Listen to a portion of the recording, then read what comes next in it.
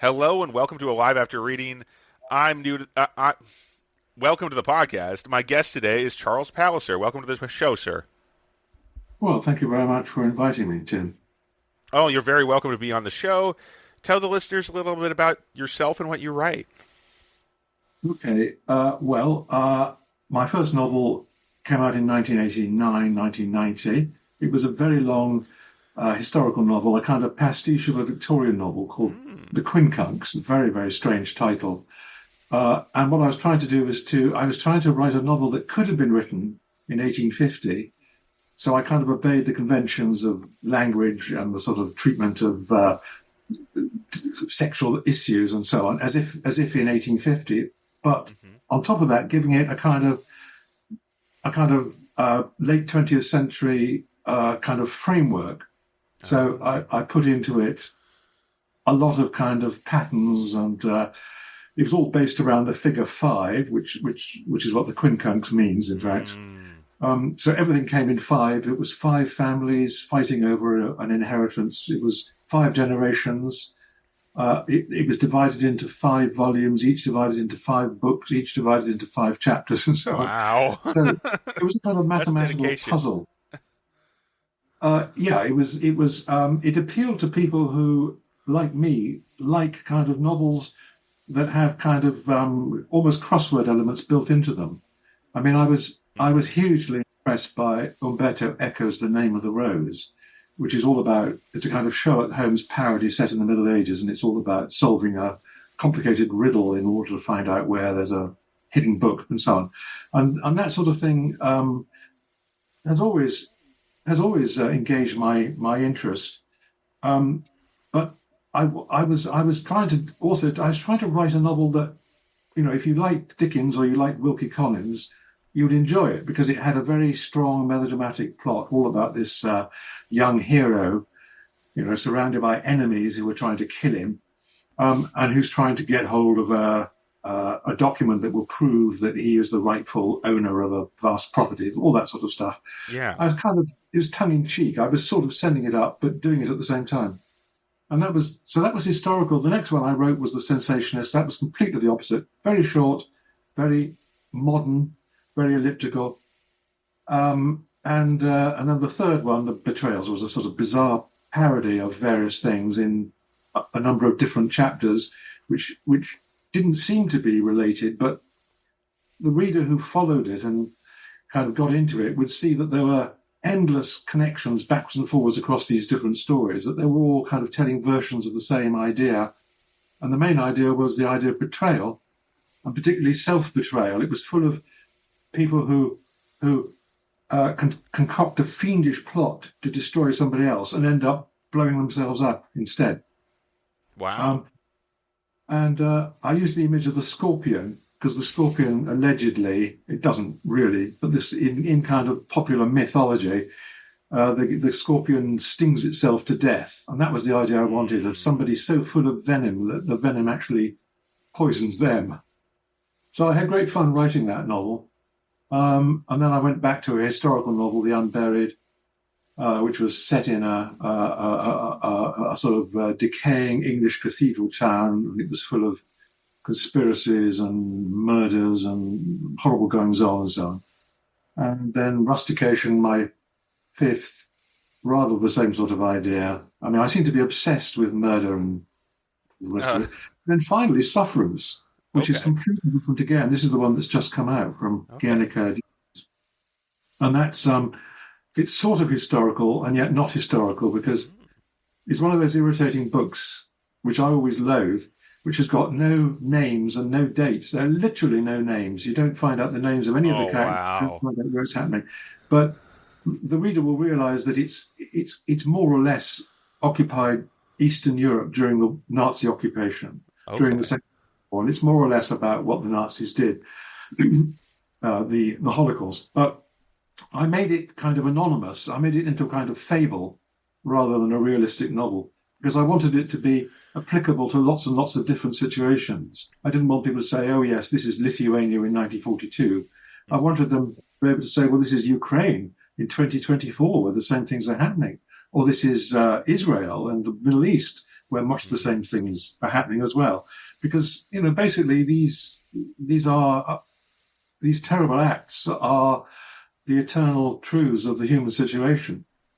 So it's about a well-meaning family man in this country that's been invaded, who gives shelter to a 13-year-old girl who's at school with his daughter because she's been separated from her family. They're caught up in the invasion. They're in another part of the country. And he thinks, I'll look after her for a couple of weeks. And when her parents come back, her father, who is a rich businessman, will give me a better job than the one I've got. And of course, he doesn't know what's going to happen to the countries that were occupied by the Nazis, which is basically a system of repressive terror in which the Jewish population are identified, isolated, rounded up. And the girl he's taken into his family is a member of what I call a minority community. Mm-hmm. Again, because there are no proper names, but it's clearly, it's the sort of thing that happened to Jews in lots of other people too, but yeah. Absolutely, yeah. I mean, we shouldn't forget that the Nazis persecuted Romanies, special needs people, all sorts of people. Devout Catholics, devout Protestants. If your religion was important to you, you were an enemy of the Nazis, and they killed 6 million Poles and Russians systematically.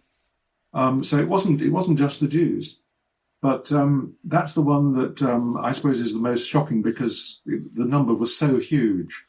And I suppose when it comes to, at least in the perspective of a war, the Poles and the Russians aren't part of their country, right? They're attacking those countries, so they're bound to kill those people, at least to some extent, which is a terrible thing, but it's something people have grown to accept a lot of the time. That's just how it goes. No, that's a good point. I mean, the Germans didn't accept the idea that you were a German citizen if you were a Jew. They removed citizenship from their own German Jews. So, of course, they showed even less compassion and humanity towards Jewish citizens of other countries that they regarded as inferior, because all countries were inferior to Germany. Yeah. It's awful that I never thought this book would be so topical, but you can see exactly the same thing playing out now in the Russian invasion of Ukraine. The same kind of arrogant superiority of Putin. We Russians are not only the most wonderful people on the planet, but all the countries around us have to give way and accept our power. So anyway, I mustn't talk too much about Russia, although it's a worry for all of us. Absolutely, and any imperial state with that much power is a huge problem. I mean, I'm a bit interested in politics and stuff right now, and wars and things. I've always been interested in wars, as many young men are, but obviously, I think we come from different periods. Because you said your first book was published in 1990. Well, I was born in 1990. My God, I know. Don't stop making me feel so ancient. Oh, it's just to put things in perspective. I'm one of those. No, you're absolutely right. No, I'm one of those millennials people have heard. And that's one of the reasons I started getting a little nervous when you're like, okay, you're going to talk about all your books, because I thought this was probably just a bad guess by me, because judging by my own career, I'm like, okay, so I'm not. Is he going to go down a list of 20 books or something? No, started so long ago. I wish. Yeah. I wish. No. I would. Yeah. I mean, that would have been brilliant if I had to cut you off from that. That's all I'm saying. Well, in my own defence, I will say that my first novel took 12 years to write and was the length of 5 normal novels. That's impressive in its own right. Yes. I mean, it was completely insane. That you got it published. How is that possible?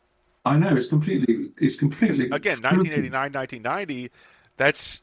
I guess you must have been querying in 1988 or 87 at the very latest. I mean, right? Well, I was published by a small Scottish press, and that allows me to make the point that most of the good things that happen in publishing come from small publishers, actually. Small publishers like my Canadian publisher, Guernica Editions, because when it's one person, two people maybe running a small publishing company, they can take the risk. And they do take risks. Yeah. Every book they publish, it threatens the viability of their company, probably. They can't afford to make a big mistake, but they do take risks because because they care passionately. I'm talking about all small publishers now. They care passionately about books, so they wouldn't become publishers because there isn't any money in publishing. Now, the big corporations now dominate. They absolutely dominate the English-speaking world of publishing. They don't take risks because you have endless committees and everybody is terrified of everyone else. And the people who make the decisions now in most big publishing companies are not the editorial people. This has happened in the last 20 years. It's the salespeople. They just say, we can't sell this book, and that's the end of it. Now, I mean, it's their job. It used to be their job to sell the books that the editors... Figure out how to sell it.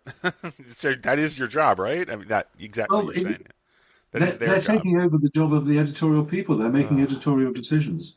And I've heard this so often now in publishing in the UK, and I'm sure it happens in the United States as well, that it's all about the accountants and the salespeople. It's all about the money.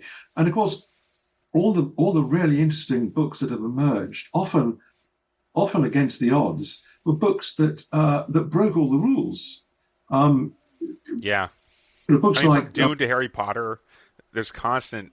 He had great trouble getting that book published, actually. Yeah, Dune is also it was published by an automotive manual manufacturer first. That was who published Dune, the first edition. That's insane. Yeah, I just recently learned that. I'm like, wait a minute. And to go a little further, more recently, one of the most published sci-fi authors. I write science fiction and fantasy, so that's kind of my bailiwick. Yeah. But one of the most published sci-fi fantasy authors in the world, well, he was rejected like 1,000 times. He had the most rejections at some convention he went to. So he won an award when he went to a writer convention. This is Kevin J. Anderson. Big-time American sci-fi author. And he just got hosed constantly before he finally got picked up. There's so much... makes me glad I publish independently, honestly. No, I think you're absolutely... That's one of those nightmare stories, you know. But you were saying... Yeah. Well, I mean, somebody like Orwell, he had great difficulty. Mm-hmm. The Lord of the Flies, which, has now probably sold 10, 20, 50 million copies, God knows. Golding had getting that. I mean, it's now one of the great sort of classic standards. A Confederacy of Dunces. The author, this terrible story, actually couldn't get his book published and committed suicide after his mother got the book published. And, of course, it became a huge bestseller and a cult book. And I think the reason is there's a kind of fallacy, which is that everybody has to like a book. Now, if you give your own book to a number of your friends and they're completely honest, or your family and they're completely honest, some of them will say, I didn't get this book, I didn't like this book. And maybe out of 10, 2 will get it. That's all it needs. That's all a book needs. 20% of its readers to think it's really good. And these big corporations with their committees, they seem to assume that everybody on the committee has got to think that this book is good or is going to make them money. And as a result, there is this tremendous bias towards blandness and excessive caution. And anything really original, really exciting, is going to be rejected. So thank heavens for small publishers. Yeah, small publishers, fantastic. I know some people have been published. Well, I know a lot of people now have been published by small presses, and their stories are not always good, but they're always different. And they're always like the press pushed hard, at least at first. They always worked hard on at least the first book. And there's some of them that have been, not every small press is the same, and many of them have fallen apart over the years. Yeah. But or the people change, right? Every companies, that's how they go. But I'm reminded, your story here, the talk about small presses and stuff reminds me very much of the approach that, you only, or really what you said about the 20%, Yes. 20%, you should be so lucky. I mean, I think anybody should be so lucky as to get 20% readers. That's amazing, actually. People who read the book and like it. 20% actually seems quite high to me. But it's still, and that's if you write well. Yeah, you're right. I mean, I'm thinking just of people who randomly pick up a book in a bookshop, or people who download a Kindle sample. I think if you get, 20% is high. Probably if you get 10%, even 5% of those people, and that's plenty you're of people doing well, and your book will sell well. And that's what I suspect the publishers with their bureaucratic committees just don't get it. You know, Hmm. a book that everybody thinks is okay is not going to be a good book. A book that 10 people think is a masterpiece and 80 people think is appalling, that is probably a very good book. You know, a really good book will divide people. Yeah, it reminds me very much of one of my favorite novels, Hyperion by Dan Simmons, which Right. is most of the people I know who've read this book. I know a bunch of people who've read it, who've reported on it, who've reviewed it. Many people who've read it do not like it. It's Yes, one of my favorite novels of all time. yes, And the yes, other people I know who like it love it. So yes, there's this yes, extreme kind of enjoyment for the people who got it, who it was for. And yes, I think absolutely. that's very much what Yeah, you're saying here. Yeah. yeah. Because I'm sure all of us can think of hugely admired books that we've tried to read and have thought that just absolutely didn't work for me. And that's fine. You know, it doesn't have to work for 100% of its readers. That's my point. Yeah, and And the yeah, the other blandness. thing, Yeah, go on.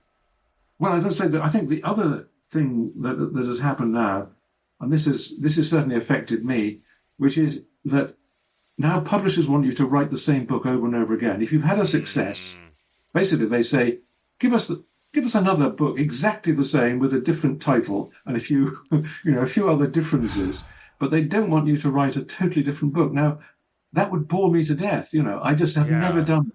Every single one of my books is completely different from every other one. And I know that when writers do that, I'm not for goodness sake, I'm not the only writer who does that. An yeah. awful lot of writers do that. Honestly, Um, when I was starting out, it was my ambition to write standalone books or maybe a few yeah, trilogies, but mostly, I like creating new stuff. I like doing new yes, things in different places, in different universes, right, of fantasy stuff. yes, absolutely, And absolutely.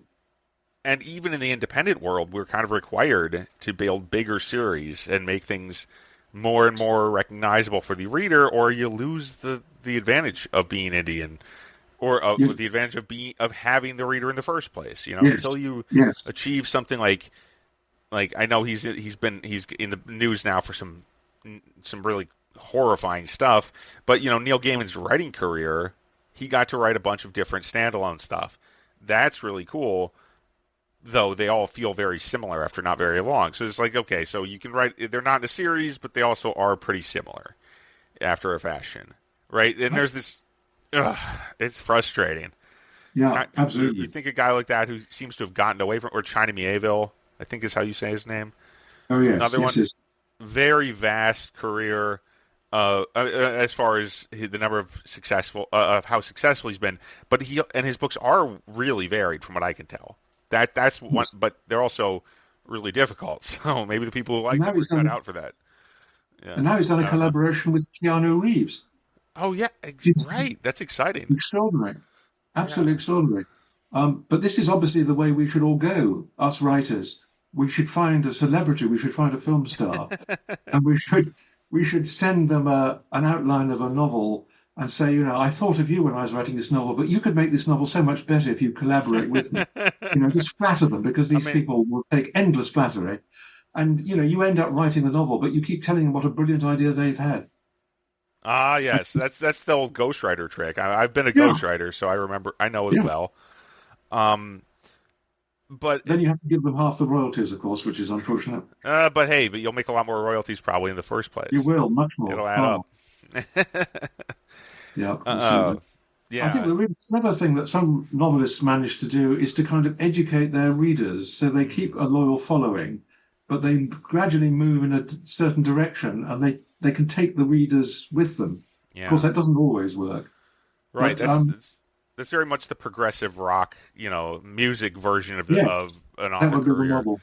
where you Yeah. start off as one thing, and by the time you get to in the first album, it's whatever, but it's something absolutely different by the fourth album, say. And you can't go too far. You can't lose your reader by sort of killing off a favorite character or something like Hmm. that.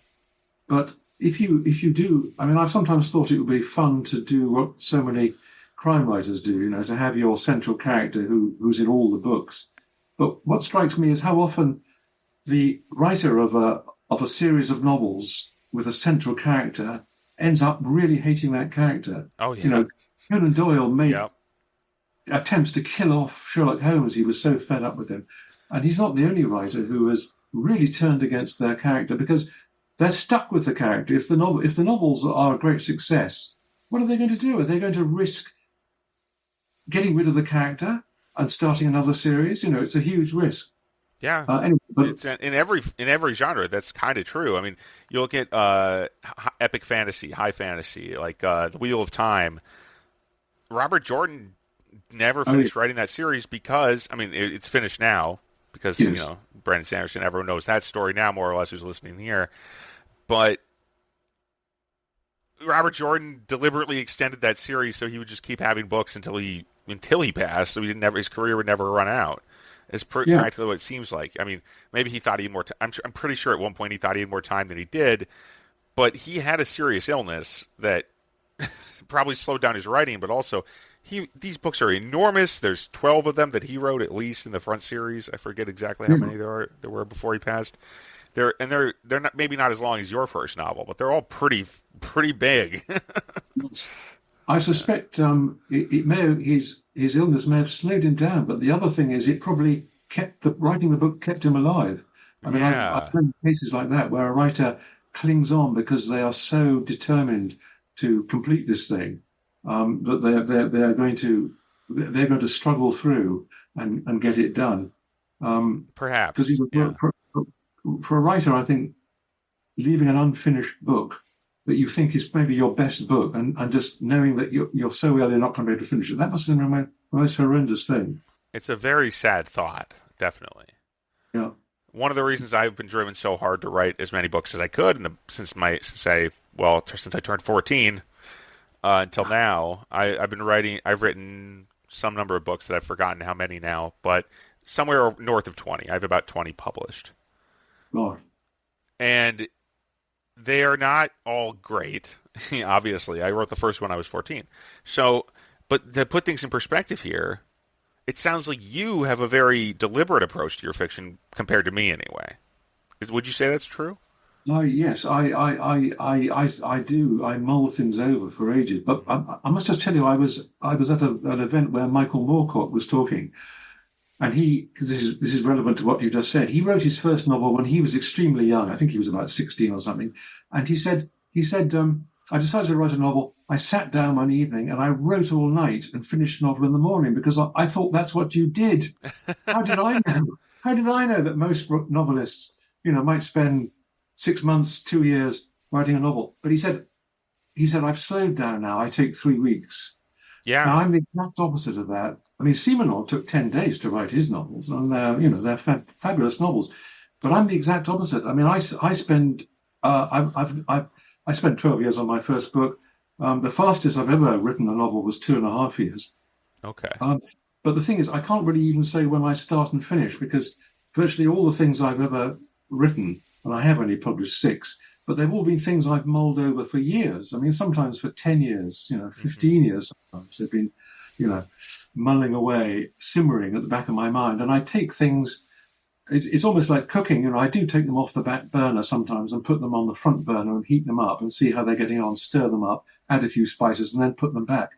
A lot of writers find that completely astonishing that I can go back to a book that I haven't looked at for 5 or 6 or 7 or 8 years and then bring it back to some sort of life and care about it again. But I find I can do that. I don't know whether I should be worried about that or not. And I think it's because I have I a think that's a very great skill. That's a great skill to it's a have sort of because in the nature of time, everybody's going to fall behind at some point. Like I've fallen behind on a lot of my books. I have way more unfinished books than I have finished books, absolutely, for example. yeah, got a lot of books that are just sitting on the back burner. But my theory is, I think of writing as stalking. Which, by the way, I have to just say, disclaimer here: I've never stalked a wild animal, but I've read about deer stalking. Okay. And with deer stalking, you have to be incredibly patient. You might take sort of 3 hours. You have to be incredibly quiet, sort of into yourself, concentrating hard because the deer will smell you or it'll hear you, whatever, and then it'll just spring away. And I think of writing as like that. I'm stalking the book. and I've got to be incredibly kind of respectful of it. I mustn't move too fast because then I lose it. It'll just slip through my fingers. And that's really my approach to writing. Don't hurry it, because if you hurry it, you'll kind of wrench the plot into place. You'll force your characters to do things that really you know they wouldn't do. So don't try to be too quick. And if that means the book is going to take a very long time, well, live with it. I mean, Yeah. this novel was Seems published healthy. suffering. I actually started writing it so far back that I cannot remember when. I think it was probably around 2003, 2004, Hmm. because it was an idea that was, it started as these things always do, it's just as a kind of ghost of an idea out of the corner of your eye, thinking about Anne Frank, that harrowing story, and thinking Anne Frank was a very extraordinary young woman, girl. She was killed at 14, so she never got to be a woman. She was an extraordinary person. She was very brilliant and very clever, but she liked to stir things up. She was a bored teenager. And I was thinking, what would it have been like to have hidden a girl like Anne Frank and find that she was much worse than Anne Frank? She was Ooh. actually quite disturbed. And Okay. so that's what happens in my novel. The girl they take in out of a desire to kind of protect her, give her shelter, they actually find that she's got a lot of problems herself. She's come from a family that has treated her in various ways really badly, and she's paranoid. She's suspicious. She's not very clever, so she kind of misunderstands things, and she starts to damage the internal dynamics of the family, because that's always interested me, the way the family that works, a, a, not a dysfunctional family, but a family that actually works together, if there is such a thing on the planet.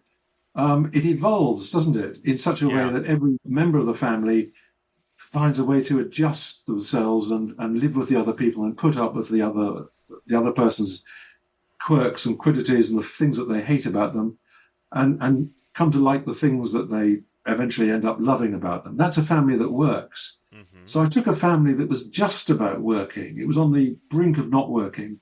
And I put this really disruptive element in. And then the family starts to fragment and to fall into civil war. And families at civil war, I think, has been a bit of a theme of mine. Uh, Interesting. So you come back to that one in multiple stories. Have you published multiples of those stories, or uh, more than one? I've only More than really, one. Go on. Sorry. well, I haven't, I should say I don't publish stories. I wish I could, but Your books. Your when, books. I mean. whenever I try to write a story, it almost always turns into a novel. Um, Okay. but I've certainly treated dysfunctional families in, I suppose, three of my novels. So I suppose it is a Oh yeah, theme. that's a pretty strong theme. Yeah, Definitely. three out of It six, appears I in a lot of suppose, your is work. strong. Yeah. Um, because the idea of the dysfunctional family, or the family with one member who has a kind of different agenda from the rest and who causes trouble, and particularly the the one who does it while seeming to be helping the family and to be Mm. serving family values, but is actually undermining them. That's a theme that I have pursued, and I'm pursuing it in yet another book. But I, I mean, I envy you for being able to write stories rather than whole novels, because No, no. I mean, when I say story, I generally mean a novel. I oh, you mean just a it's novel? just a Yeah, different phrase. I mostly write novels. I have a few short yes, stories and shorter books, but yes. I think the art of the yeah, short story is incredibly different from the art of the novel. I'm absolutely. reading John Cheever at the moment. I'm rereading some John Cheever, who is a marvelous writer, and I'm reading his short stories now, and they are extraordinary because, in a way, a short story, it's kind of one insight or sort of one beat, one Hmm. moment, one sort of thing, and that thing has really got to work and it's got to resonate and it's got to illuminate the whole of the story. There's absolutely no room for anything that doesn't serve that purpose. But in a novel, what I like about a novel, I think, is you can go off in all sorts of directions. As long as you kind of tie it together in some way by the end, you can actually get a lot of things going. You can kind of indulge yourself, which can be dangerous, Yeah, but it's also it the can fun be. of it. It's And kind of a lot of like go on. I want to say a lot of the novels that people like most, I think, have got a lot of elements where the author was just exploring something that interested them, even though it wasn't absolutely directly relevant to the novel. I mean, that's certainly true of Charles Dickens, who I think was a great novelist Hmm. with great faults, but a great novelist. And his Right. novels are full of things where you think this has got nothing to do with the plot, because he wasn't really very good on plots. And But he it's a wrote fascinating. serially, so it was tough for him to keep things Well, together that's sometimes. another extraordinary thing, isn't it? Isn't Yeah. it? Go on though. You were saying something. You were getting to a Well, point. I'm sorry. I mean, what Dickens does is he just creates characters who just take over, Hmm. and I mean that's why I think that's why people read him, and he's not the only one. I mean, there are other novelists who are like that. I mean, I suppose the French novelist Balzac is like that. I Oh think where yeah. novels just ramble all over the place, but they've got some of the most extraordinary characters. Um, Definitely, and Dickens has some very memorable elements for me. I mean, Miss yes, Havisham in Great Expectations is one of the most interesting. Just that the way the room, all that stuff, all her yes, the big old wedding cake and everything. However, yes, it's portrayed in the various adaptations. But the fact that there's this just yeah, it was like okay, so this one event has rung down the ages in this character's life, and now she's taking it out on everyone else, basically on the world, as it were. And the main character is in her path, basically, or falls in there. the way Uh, he makes a yeah, character. He makes Miss Havisham's house a metaphor for Miss Havisham. Um, and in Dickens, that's what he does over and over again. Everything yeah, becomes metaphorical. It's not just what it seems to be on the surface. It's actually a metaphor for something else. And yeah. That's that's why why I mean, the names make so much yeah, sense the for the characters. extraordinary They names. fit in perfectly with the character most of the time. Yes, Yeah, yes. And he, I think, that I think of Dickens as the closest that we've got in English fiction to a poet. He wrote in prose, but actually he thought like a poet. And some of his passages of description, they are almost poetry. They are so highly metaphorical, and so yeah. they take off. They sometimes they go on for pages, and you think nobody else could get away with describing, a hot street in London, and taking 3 pages to do it. But he absolutely makes it so vivid and so alive. I mean, I don't know anyone who can do that. The only other writer I think comes close to that is the wonderful Russian writer Gogol, which is again, Oh it's yeah. you enter a sort of fantasy world in Gogol with people who are real, but they're sort of hovering on the edge of being figures from myth and poetry. He's an extraordinary writer, one of my favourites. Um, and these are all people I just kind of gaze at in awe and admiration, and just think, uh, why am I trying? Why am I bothering? I mean, what is there left to do when you read people like that? But there are still things left to do, I think. Absolutely. I mean, there's always more to do, but especially when you look outside of. I mean, for me, new stuff to do always involves looking outside of the world as we experience it, every day, or we experienced it in history to some Yeah, extent. yeah, Because I write very strange settings, yes, settings where they have plant-based computers and yes, flying manta ray creatures that are kind of the equivalent of a plane, but yes, also much weirder. yes. That Well, sort I of think stuff is that's kind of yeah, the super technology from a different source. But I yes. wanted to go back to something you said earlier that I think is really fascinating. Because you did mention Michael Moorcock, who's a favorite of mine. Just wanted to tap that Mhm, mhm. because I grew up with games and movies and books that were very heavily inspired by Moorcock being some of my favorites. Yes, yes, And I just recently read his Elric books, the 6 books in that series, and even though there's 6 of them, they're probably total word count is probably lower, about the same as your first novel. I'm not making fun of you. I just think, wow, the scale is kind of dazzling there. yes, But because they're fairly short, yeah. and like you said, he wrote. I didn't know that he wrote his first novel in one night but he would write those in 4 days. He'd write each of those in 4 days. It's like, oh my gosh. Yeah, and absolutely. and his book, but and the thing is, he had a pretty low opinion of them too. But who knows? Maybe when you dash something off that fast, it's impossible to think of it as too significant.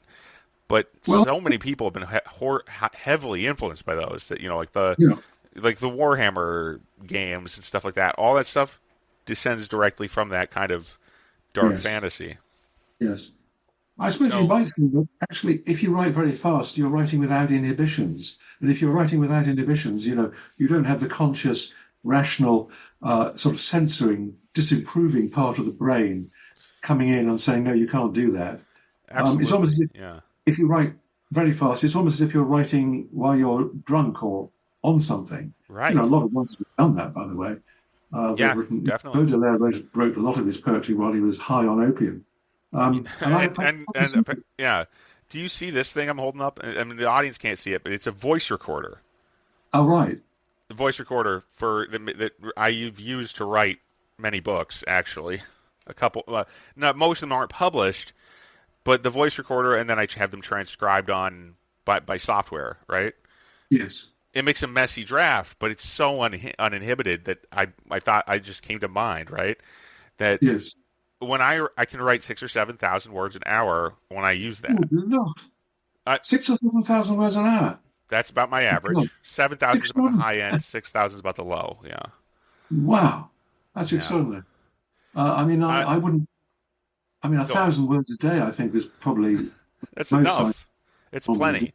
You're don't worry about. And I'd say this is the best advice I try to give other authors is, especially new writers, is that they should not try to do what other people do, especially not writers like you and I who've been writing for, in my case, for about 20 years, and in your case, longer than that. So a lot Yes, longer no, than I that. think you're right. I Uh, think you got to do what's right for you and find your own system. So that's right. I mean, yeah, I used to teach creative writing quite a lot, and I enjoyed doing it. But I think gradually I started to think, well, what I'm really doing is I'm telling them how I do it.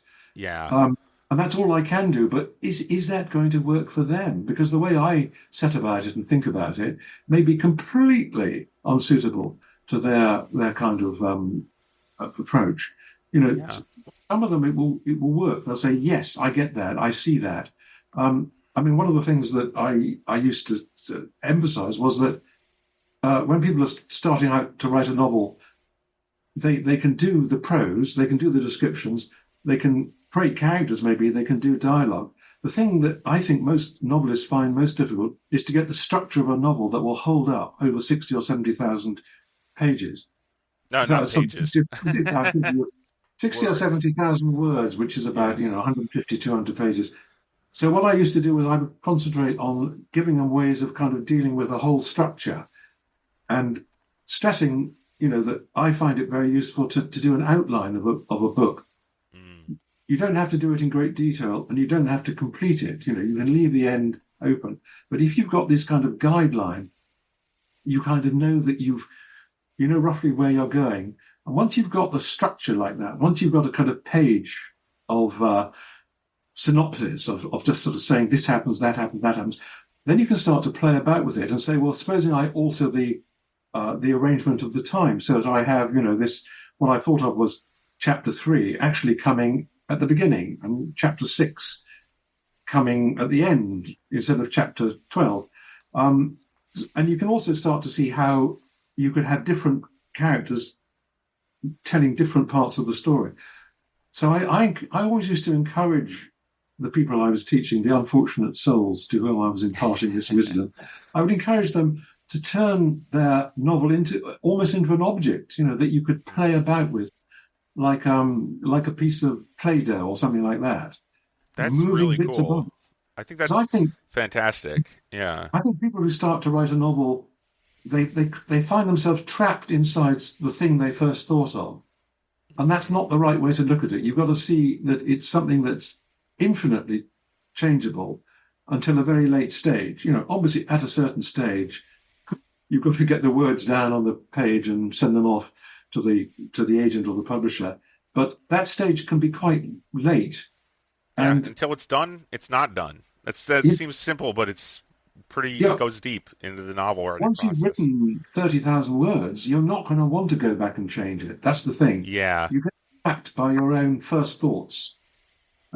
And I read quite a lot of people's attempts at novels, and I quite often feel that that's the trap they've got into. They had a good idea, and they rushed into it, and that's how I made my first mistake when I was writing that first novel. I did that. I wrote 50,000 words, not knowing where it was going, and then I thought, wait a minute.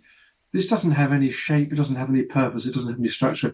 The reader isn't going to feel what I think the reader's got to feel, which is that they've been taken by the hand by the writer. Right. They've been taken somewhere. And if you feel that the writer doesn't know where they're taking you, hasn't got you by the hand, you sort of lose interest, I think. Yeah, you need to trust the author as a reader. I've been reading a lot more than I once did, and I find the books that pull me in are the ones where the author establishes a kind of not authority, but Yes. kind of compassionate trust kind of view Yes. of, and if I can vibe with that, if I'm like, okay, I think I know what you want to do, just to the extent that you're not going to betray me, Yes. that I think and betray my expectations. That's perfect. contract. That's what I Yeah, want to it's a follow. contract, isn't it? Yeah. You make a contract between reader and author. Uh, the author says, give me so many hours of your time, and I will give you this in return, which will probably be a Right. story with a sort of point and maybe a few surprises and some twists and some interesting insights. Yeah. So you've got to make the reader think that, and you've got to do that quite quickly. I mean, you haven't got long because the reader will give up after what, 5 pages, 10 pages. So Not you've got long. to hook them. Definitely not 500 pages. I mean, Absolutely not. almost no reader will give you 50 pages. I'd say if you're not guiding them strongly. Maybe not almost no, because there's a lot of readers that never stop that will finish every book they start. But Yes. I Yeah. think that's got to be a minority uh, you know, compared to the people who are going to say, no, to hell with this, I'll read something else.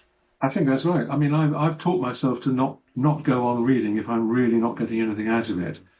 Because sometimes, I mean, when I was younger, and I'm sure a lot of people do this, you're not really enjoying the book, but you think, Yeah.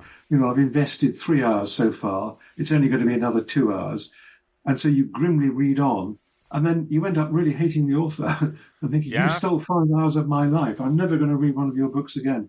The authors So, I like the least I had to read for school. I mean, I read that for my English major in college. I was like, yeah, some of my favorites are in there too, but mostly I ended up coming off with kind of a bitter dislike of that kind of book. yes, yes, yes, I think that's right. Yeah. Yeah, I think an awful lot of kids are put off at school by the things they're given to read. But I think Yeah. what I used to tell people to try to do if they were starting a novel was to show the reader quite quickly that you do have kind of a scheme. So you would set up some little situation in the first couple of pages, some sort of mystery, Hmm. even a very trivial mystery, what's for dinner or something, or who's coming, who's that knocking at the door, whatever.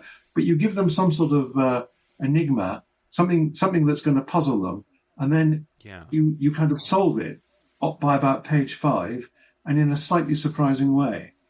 And then that becomes a kind of a model for how the book is going to work. Now, I don't think readers consciously realize that unless they're writers themselves. They won't really kind of know what the writer's doing. But I'm a great believer in the idea that a reader understands unconsciously or subconsciously an awful lot more than they really know they're understanding. They're picking Yeah. up all sorts of clues about what the writer is doing with this book, what kind of book it is, all sorts of hints and clues, without actually being aware that they're doing it. And I Oh, think the books that do that best of all, of course, are crime novels. And I do read a lot of crime fiction, and I think here's me getting a bit pompous, but I tell every writer they can learn from the best crime writers because what do the best crime novels do? They tell an intriguing story. They create mystery. They give twists. They have a structure. And if you can see how they're doing that, there's absolutely no reason why you shouldn't apply all of that to whatever kind of novel you're writing. Whether you're writing a science fiction novel, a fantasy novel, a terribly abstract, poetic, modernistic literary novel, it doesn't matter. If it's got those things, the sense of a structure, the mystery, the surprise, then the reader is going to be gripped by it without even noticing that that's what you're doing. Oh, that's so well said, Charles. Thank you so And if you want to much. do that, I tell you, Patricia Cornwell, who Ooh, okay. is an absolutely brilliant crime writer, her first novel, Post Mortem, it won all the prizes. It did something that no other crime novel had ever done. It won, I think, it was the four biggest crime writing prizes that year. Mm. And if you study that book, as I did many years ago when I was learning my craft, and you work out how she does it, you can actually see a very clear structure there. It's a paradigm of the crime novel, in which she misleads the reader, but does it in a way that's perfectly legitimate. You can only mislead the reader if you create a situation where the reader allows themselves to be misled and then says later, oh, I shouldn't have made that assumption. You mustn't mislead the reader by giving them wrong information or whatever. You've got to play fair. And Post Mortem is an absolute perfect model for that. And Great. a really, really good read. I'll have to take that as a recommendation. That has me excited to read that book now. I don't read a ton of crime novels, right? I'm focusing on reading in my genre right now, but Yeah, oh my, that sounds yeah, fantastic. It sounds like you've really done the sell on that one, sir.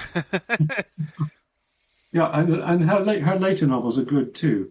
I'm You know, sure. she wouldn't, I A think debut like that, though, that's pretty. yes, It's pretty it was sounds pretty absolutely stunning, you know. yes, Yeah. absolutely But Charles, we are about out of time. Can you tell listeners where they can find your work and learn more about your books and buy them? right. Well, Sufferance, the new one, is published by Guernica Editions. It's on Amazon as a Kindle, and you can buy it as a physical book. It will be in some bookshops. I mean, you can certainly order it through bookshops. I can't say you'll go into your local bookshop and find that it's in the window in a huge display or that it's piled up on the tables.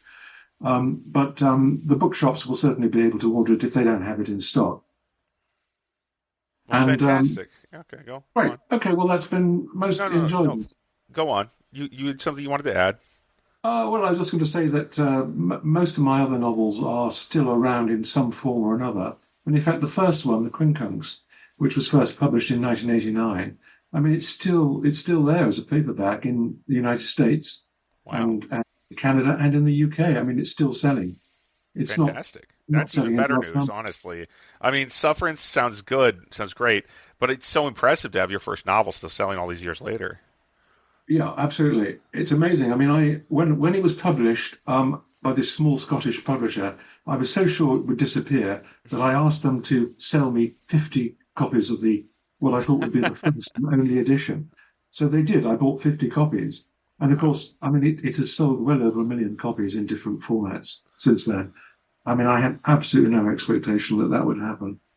And it completely changed my life and let me become a full-time writer. Well, And that's an inspiring story in that its was the own right. courage of a small publisher. That was one small publisher taking a huge gamble because it was a very big, expensive book to produce. Yeah. And it takes us And full circle. Now, but it was, structurally, I'd say that's a pretty good way to wrap up a podcast. What do you say, Charles? I think that's perfect. That's brilliant. Yeah, from the Yeah. latest beginning. Yeah, that's good. So That had thanks for listening, everybody. Sorry I keep interrupting Charles here. we, yeah, it's gotten pretty dark in this room. But yeah, as for this podcast, you can find more of us at no, sorry, that's the old site, at timneederwriter.com. That's spelled TIMNEEDAWRITER.com. And you can find my books on Amazon.com. I'm gradually transitioning back to being exclusive for the ebooks. So Kindle Unlimited readers, check them out. Thanks for listening, everybody. Have a good week. I'll talk to you again soon.